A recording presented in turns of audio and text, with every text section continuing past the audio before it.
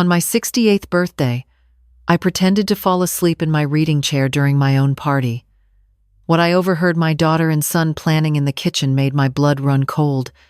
But before we continue, let me tell you how I got here, because understanding the betrayal requires knowing what came before it.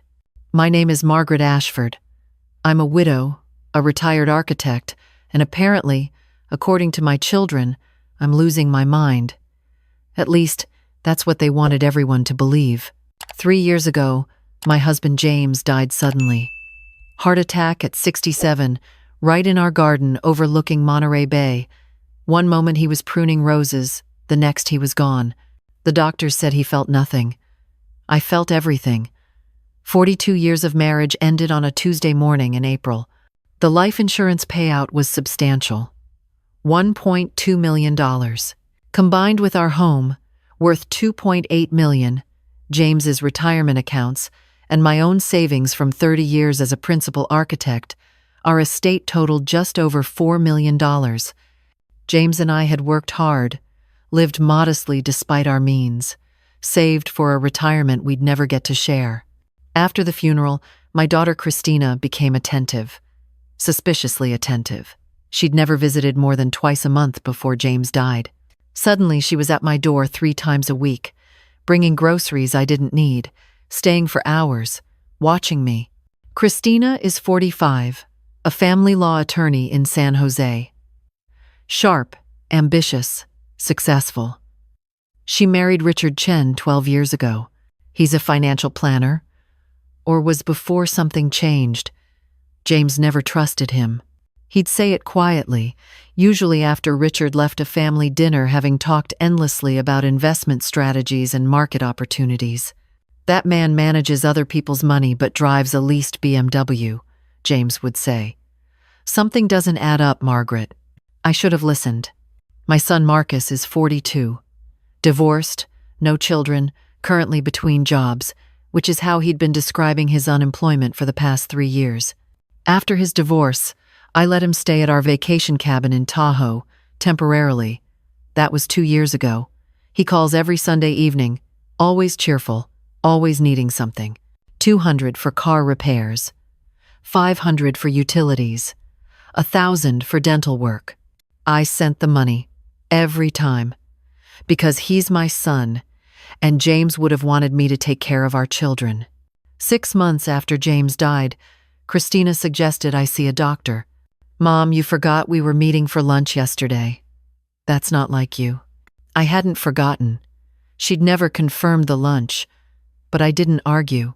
"And last week you asked me the same question twice in 10 minutes. About my work case." "Had I?" I genuinely couldn't remember. "Maybe just get checked out. There's no shame in it." Early detection is everything with cognitive decline. Cognitive decline. The words hung in my house for days after she left. I made an appointment with Dr. Patterson, my primary care physician for 15 years. The visit was brief. He asked standard questions, had me remember 3 words, draw a clock, count backwards from 100 by 7s. "Margaret, you're sharp as ever. No concerns here. You're grieving. That's normal. Your memory is fine," I told Christina. She seemed almost disappointed. "Well, if you notice anything changing, tell me immediately." "Promise?" He promised. Last month, Marcus called with an emergency. $50,000. Medical issue. He was vague about details. Private matter. Embarrassing. He'd pay me back within a year once he got this job opportunity. "Mom, I wouldn't ask if it wasn't life or death. You know that." I told him I'd think about it. He called back every day for a week, getting more urgent, more desperate. Finally, Christina called. "Mom, Marcus told me about his situation. I think you should help him. We're family. Dad would have wanted you to take care of us." Dad, James. They'd started using him as leverage. I sent Marcus $20,000, half of what he asked. Told him it was all I could comfortably withdraw without affecting my retirement accounts. He was disappointed, but grateful. 2 weeks later, Christina suggested I start thinking about estate planning. "Nothing morbid, Mom. Just smart preparation. You're 68. We should make sure everything's organized. For your peace of mind. She recommended a lawyer friend, brought me brochures about trusts and power of attorney documents, suggested she be named as my healthcare proxy and financial power of attorney, just in case something happens. So someone you trust can make decisions. I told her I'd consider it. Last week, she brought it up again. More insistent this time. Mom, you really need to do this. What if something happens? What if you fall or get sick? Someone needs to be able to access your accounts, make medical decisions. It's irresponsible not to have these things in place. Irresponsible. That stung. I signed the power of attorney documents. Christina witnessed them with Richard. They looked relieved. That was Tuesday. My birthday party was Saturday. I didn't want a party. I told Christina. She insisted. Mom, it's your 68th birthday. Your first without Dad. We need to celebrate you. Small thing. Just me, Richard, Marcus, family dinner. Marcus drove down from Tahoe. He looked thinner, tired. There was something in his eyes I didn't recognize. When he hugged me, I smelled alcohol beneath the cologne. We had dinner. Pasta, salad, cake. Christina had brought everything, made everything. Refused my help in the kitchen. You sit and relax, Mom. You're the birthday girl. Richard talked about market conditions, volatility, opportunities for those who moved quickly. Marcus was quiet, drinking wine faster than he was eating. After dinner, I excused myself to my reading chair by the window. The sun was setting over the bay, my favorite time of day. The light turns everything golden. James used to photograph me in this chair, in this light. I have dozens of those pictures in albums upstairs. I closed my eyes, not sleeping, just remembering. The chair faces away from the kitchen. They couldn't see my face. I heard them clearing dishes. Low conversation. Then Christina's voice, clearer. They'd moved to the kitchen counter, 10 feet behind my chair. She's getting worse. Christina's voice, worried tone. Did you notice she told that story about Dad twice tonight? The same story, word for word. I hadn't told any story twice. I'd told one story about James and the garden, once. And last week, she forgot my birthday entirely. That was Richard. Didn't call, didn't remember, until Christina reminded her the next day. My hands tightened on the chair arms. Christina's birthday is November 8th. It was currently June. Her birthday was 5 months away. How much longer do we wait? Marcus's voice slurred slightly. Dr. Patterson said we file next month. Christina again. Calm, matter of fact. I've got his letter documenting her decline. Memory issues, confusion, difficulty managing finances. It's all there. My heart stopped beating. Started again. Too fast. And the house? Marcus. How fast can we sell after? Mark, Jesus, Christina, sharp. This isn't about the house, isn't it? Richard's voice. Cold, factual. Chris, we're 200,000 in the hole. We need this. Your mom won't know the difference in a nice memory care facility. She'll be comfortable. And Marcus needs help. Real help. Rehab costs money. Silence. Long enough that I thought they'd moved away. Then Christina. Quieter. I don't feel good about this. You don't have to feel good, Richard. You have to be practical. Your mother has $4 million in assets she's not using. She's going to decline anyway. We're just protecting her. And ourselves. This is what families do. The lawyer said it's straightforward. Marcus. Mom signed the POA papers. Once the judge declares her incompetent, Christina has full control. We can move her somewhere safe. Sell the house. Manage the portfolio properly. It's better for everyone. I stopped breathing. Held perfectly still. Next month. Christina. Resigned. We file the petition with Dr. Patterson's letter. The hearing will be 60 to 90 days after that. We need to be consistent about documenting her confusion. Everyone needs to be on the same page if anyone asks questions. What if she fights it, Marcus? With what? Richard. She has no lawyer, no evidence. Just her word against a doctor's letter and 3 family members who'll testify to her declining mental state. The judge will appoint Christina as guardian. It's done. Footsteps. They were moving away from the kitchen, back toward the dining room. I still think we should wait. Christina. Barely audible. We can't wait. Richard. Final.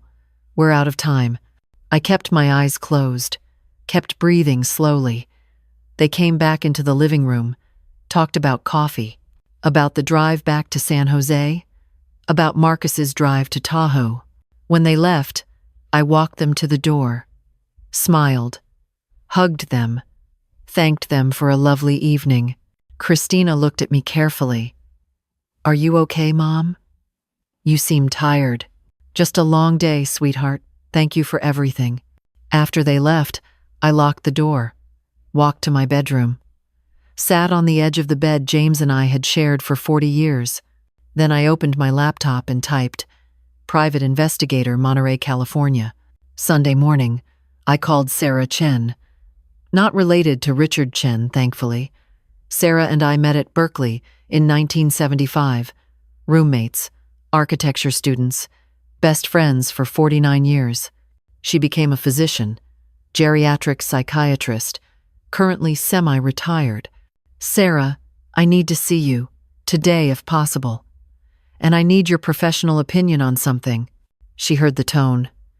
I'll be there in an hour. I told her everything.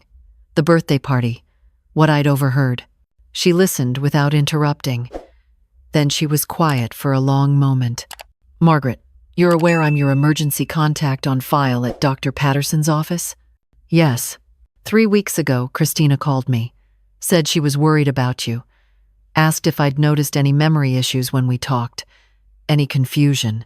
She wanted to know if I thought you should be evaluated for early dementia. My stomach turned. What did you tell her? I told her you're sharper than I am. That grief isn't dementia, that she should stop looking for problems that don't exist. She paused.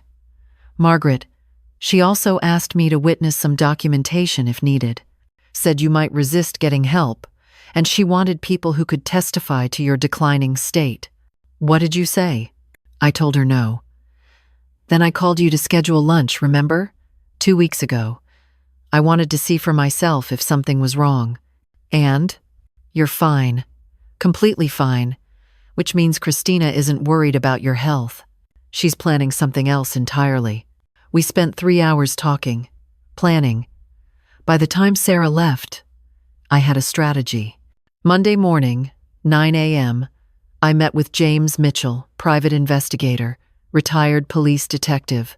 Professional, discreet, expensive. I didn't care about the cost. I told him what I needed. Complete financial background on Richard Chen. Surveillance of Marcus at the Tahoe cabin. Investigation into Dr.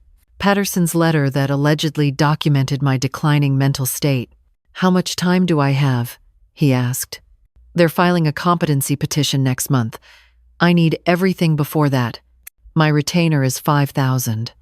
This kind of investigation runs about $200 an hour. You're looking at $20,000 to $30,000 total, possibly more. Do it. Tuesday, I drove to Stanford Medical Center in Palo Alto. 2-hour drive. I'd made an appointment with their cognitive neurology department. Comprehensive evaluation. I wanted documentation that I was completely mentally competent. The evaluation took 4 hours. Memory tests, problem solving, cognitive assessments, neurological exam, brain MRI. The doctor was thorough, professional, curious why I wanted such extensive testing. I want baseline documentation. Family history of Alzheimer's. I want to know where I stand. Not entirely a lie. James's mother had died with dementia. The doctor scheduled a follow-up for results in 2 weeks.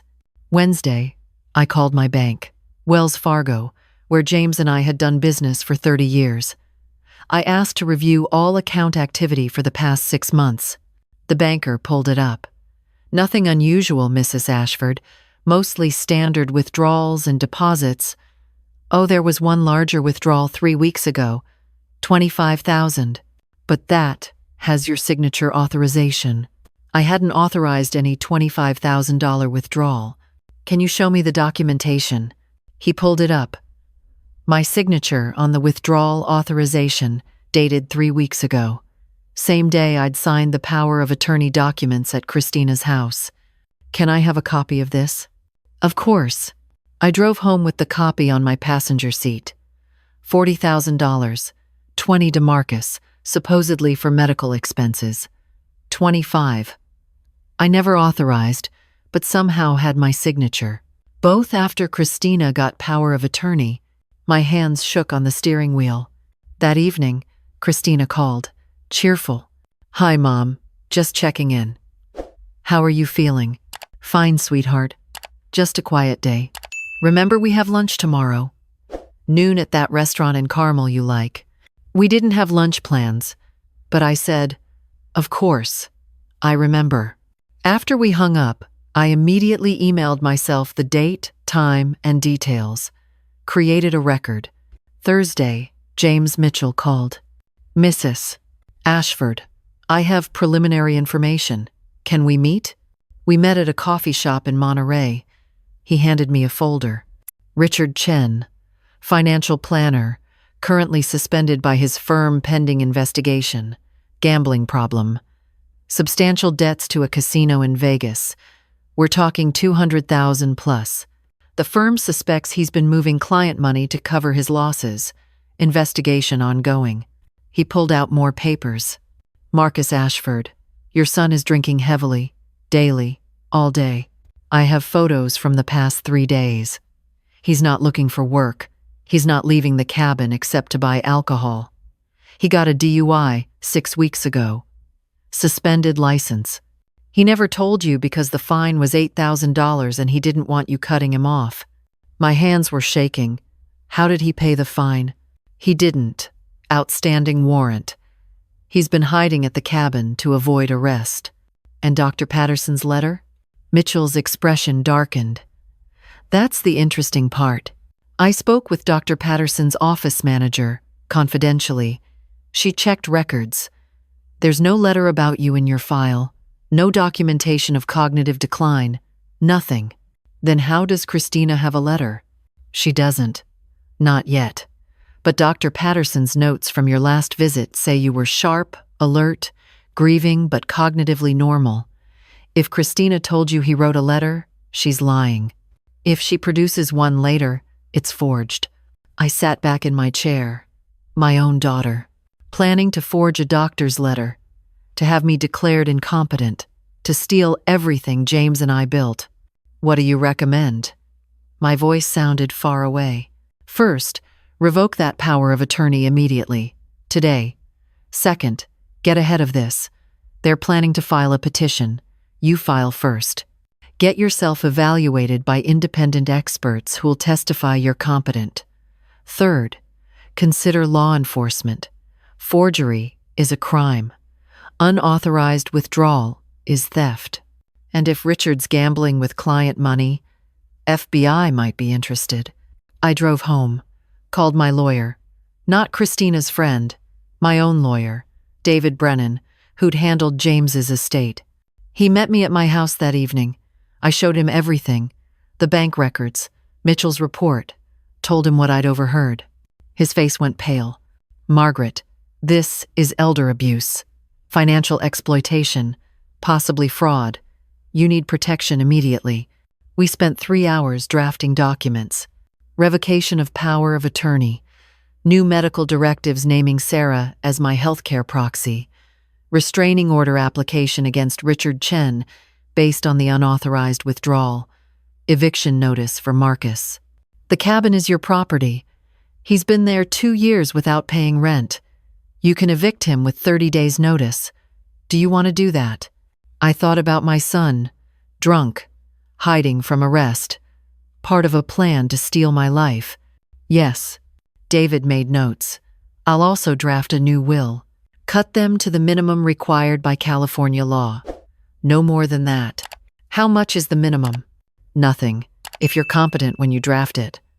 But I'd recommend leaving each child $50,000. Just enough to show intent. Everything else can go wherever you want. Charity, friends, anything. Do it. Friday morning, I received results from Stanford. Called in for the follow-up appointment. The neurologist smiled at me. "Mrs. Ashford, I have excellent news. Your cognitive function is exceptional. Your memory testing scores in the 98th percentile for your age group.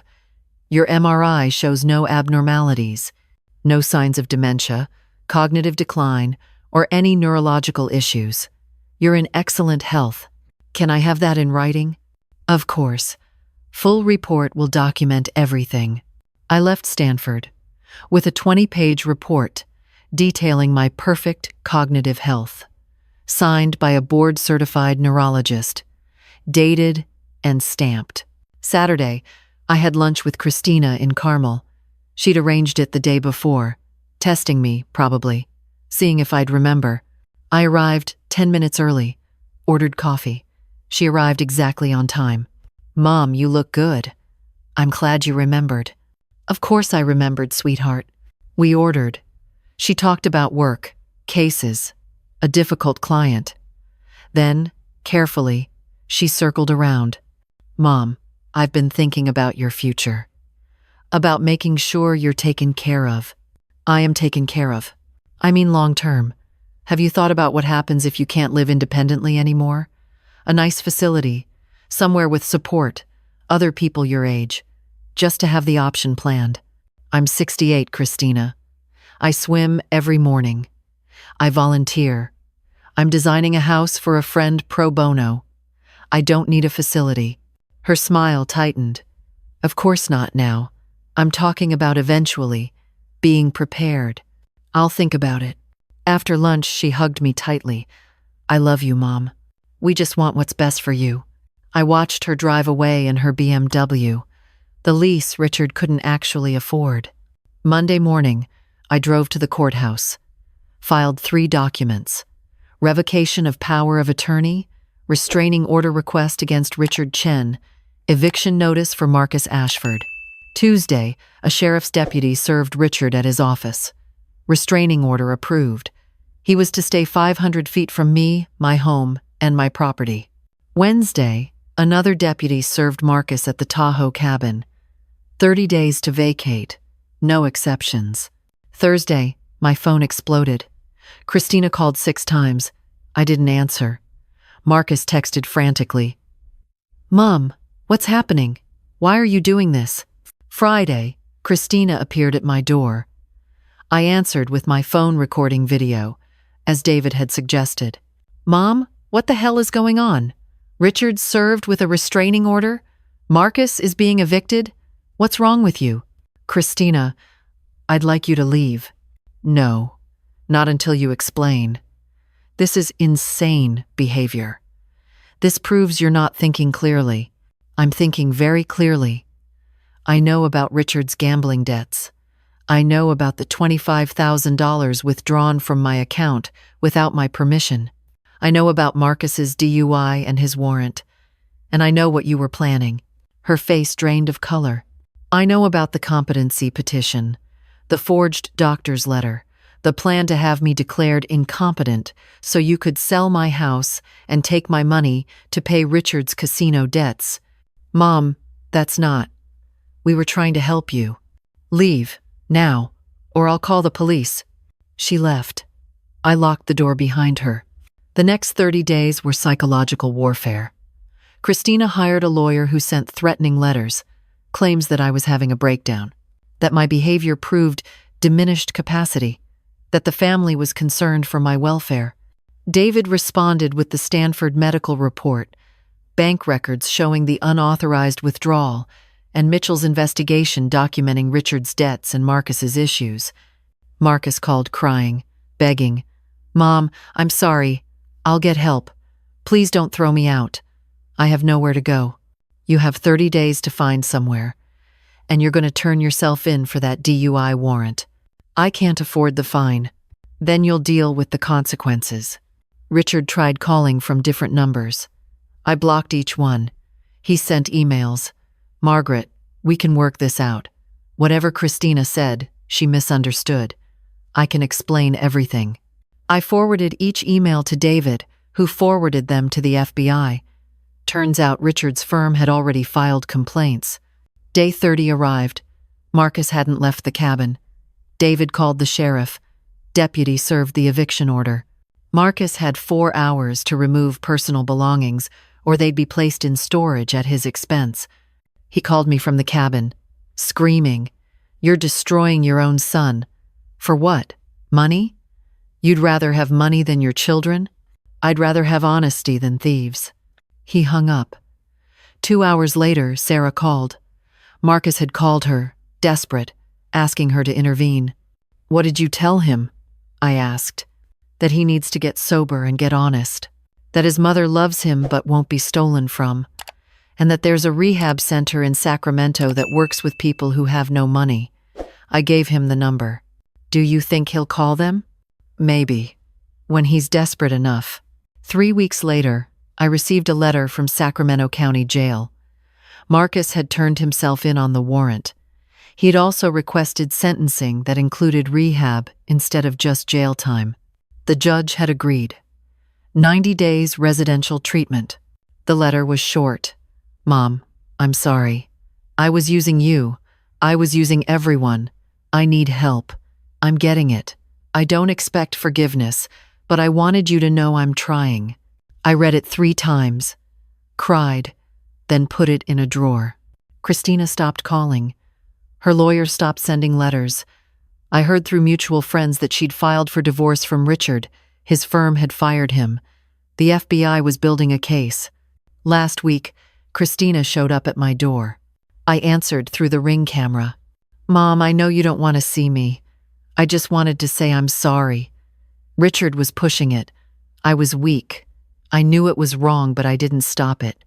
That's on me." Through the camera, she looked older, tired. I filed for divorce. I reported Richard to the authorities. "I'm not making excuses, but I wanted you to know I chose you over him. Too late, I know, but I chose you. I didn't open the door. This morning, I walked on the beach alone. The Monterey coastline stretched empty in the dawn light. James and I used to walk this beach every Sunday, 42 years of Sundays. I miss him. Every day. But I'm learning to live without him. My children tried to steal my life, my independence, my dignity. They failed. Marcus is getting help. Maybe he'll make it, maybe he won't. That's his choice now. Christina is rebuilding her life without Richard. She sends emails occasionally, asking nothing, just apologizing. I don't respond. Maybe someday I will. My estate is settled. Everything goes to charity after I'm gone. Children's hospitals, scholarship funds, architecture programs, places where the money will help people who deserve it. I swim every morning, volunteer twice a week. I'm designing a community center for the local senior organization. And on Sundays, I walk this beach alone. James used to say that love without respect is just manipulation. I didn't understand what he meant until I heard my children planning to declare me incompetent for money. Now I understand. I saved myself, protected what we built. And some mornings, when the light hits the water just right, I swear I can feel James walking beside me, proud of the woman who finally learned to put respect before obligation. If you're watching this and you see yourself in my story, please know it's never too late to set boundaries, to protect yourself, to choose dignity over false peace. I'm 68 years old, and I learned that lesson just in time.